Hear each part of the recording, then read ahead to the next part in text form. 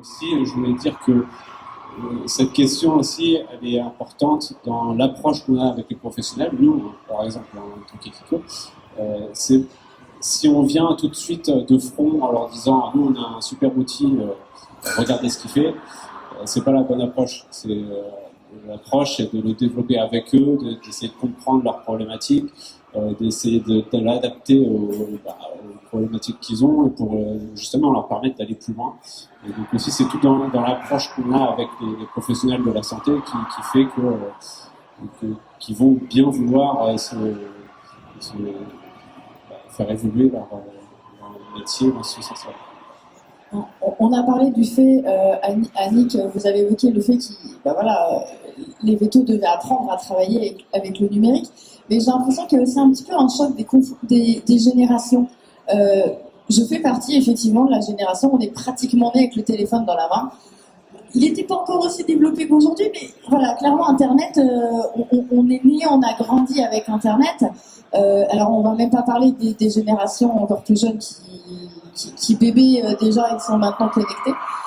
Et finalement, j'ai l'impression des fois entre les praticiens, il y a ceux qui ont pris rapidement parce que c'était leur génération, et qu'il y a une génération qui est un peu plus ancienne qui a plus de mal à venir au numérique et qui se sent un peu des fois chahutée en mode les jeunes ils arrivent, ils ont des nouveautés et en plus il faut se mettre au numérique, mais moi j'ai pas envie. Quel est votre avis par rapport à ça, sur un peu ce choc des confrontations, de l'adhésion au numérique qui n'est pas si évidente que ça pour tout le monde? En fait, c'est un point, enfin, c'est un domaine sur lequel auquel on est confronté, je dirais, au quotidien. C'est pas qu'une question de génération. C'est vrai qu'aujourd'hui, en particulier sur la communication numérique, les jeunes sont beaucoup plus à l'aise. On parle de génération X, génération Z. En fait, génération X, c'est les jeunes qui sont nés dans les années 85-90. Et la génération Z, c'est la génération des années 2000. Ces générations-là sont nées avec le smartphone et sont extrêmement à l'aise sur la communication avec le numérique, donc les réseaux sociaux. Hein. En gros, par contre, on se rend compte qu'il y a une vraie différence et ça n'est pas une question de génération sur l'approche des outils du numérique.